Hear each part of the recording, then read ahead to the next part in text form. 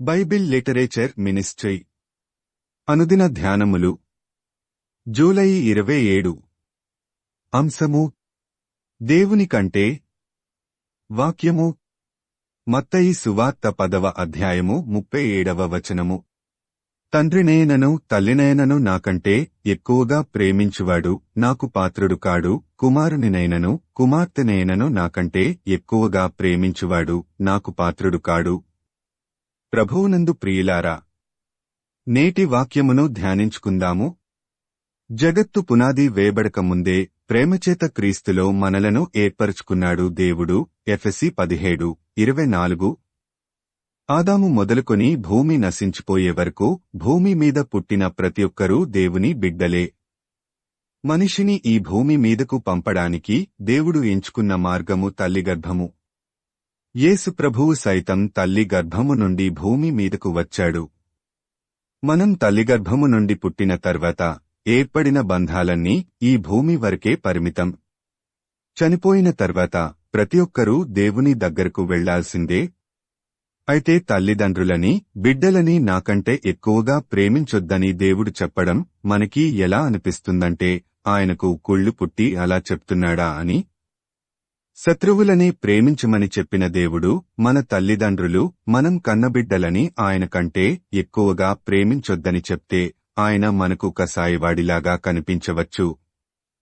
భూమి మీద ఏ బంధమైనా అంటే తల్లిదండ్రులు, అక్కచెల్లెళ్ళు, అన్నదమ్ములు, కుమారులు, కుమార్తెలు ఏర్పడేది మనం పుట్టిన తర్వాతనే. మన పుట్టుకకు మూలం దేవుడు. మనం అమితంగా ప్రేమించే మన కన్నబిడ్డలు, తల్లిదండ్రులు మనల్ని కాకుండా వేరే వాళ్లని మనకంటే ఎక్కువగా ప్రేమిస్తే మనకి బాధ ఉండదా? కన్న ప్రేమని మరచి ఇతరులను ప్రేమిస్తే మన హృదయం గాయపడదా? స్త్రీ తన గర్భమున పుట్టిన బిడ్డను కరుణింపకుండా తన చంటిపిల్లను మరచునా వారైనా మరచుదురుగాని నేను నిన్ను మరువను. చూడుము నా ఎరచేతుల మీదనే నిన్ను చెక్కియున్నాను. యెషయా 49:15. తల్లిదండ్రులు తమ బిడ్డలను, పిల్లలు తమ తల్లిదండ్రులను మరచిపోయినా నేను మిమ్మల్ని మరచిపోను అని చెప్పి ఆయన అరచేతుల మీద మనల్ని చెక్కుకున్న దేవుని ప్రేమ గొప్పదా? తమ స్వార్థం కోసం తల్లిదండ్రులను, బిడ్డలను చంపేసే మనుష్యుల ప్రేమ గొప్పదా? మనుష్యుల ప్రేమ ఎంత స్వార్థంతో కూడుకొని ఉంటుందంటే వారు ఎవర్నైనా ప్రేమించినప్పుడు వాళ్లు వారిని ప్రేమించకపోతే వారి మీద ద్వేషం పెంచుకొని ప్రేమించిన వారి ప్రాణాలు తీసేటంత. కాని మన పుట్టుకకు, ప్రాణమునకు మూలమైన దేవుని ప్రేమ ఎలా ఉంటుందంటే మనం దేవునికి లోబడకుండా ఎంత అవిధేయులమైనప్పటికీ దినమెల్లా తన చేతులు చాపి మనకోసం ఎదురు చూస్తుంటాడు. తమ ఆలోచనలననుసరించి చెడు మార్గమున నడుచుకొనుచు లోబడనొల్లని ప్రజల వైపు దినమంతయు నా చేతులు చాపుచున్నాను. యెషయా 65:2. ఈ లోకంలో మన బిడ్డలు కాని తల్లిదండ్రులు కాని వారికిష్టమైనట్లు మనం ఉండకపోతే ఇంట్లో నుండి తన్ని తరిమేస్తారు. ఈ భూమి మీద మన తల్లిదండ్రులకు, బిడ్డలకు మనం సంరక్షకులుగా ఉండి వారిని ప్రేమించి వారి అవసరాలు తీర్చే బాధ్యత తీసుకోవాలే తప్ప వారే మన సర్వస్వం కాకూడదు.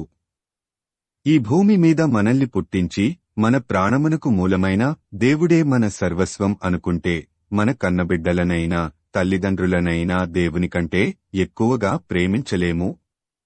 ప్రార్థించుకుందాము.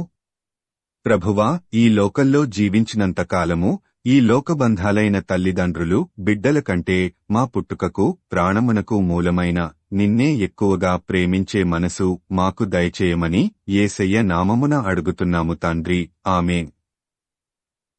ప్రభువునందు ప్రియులారా, మార్కు సువార్త 16వ అధ్యాయము 15వ వచనములో మీరు సర్వలోకమునకు వెళ్లి సర్వసృష్టికి సువార్త ప్రకటించుడి అని యేసు ప్రభువు చెప్పాడు.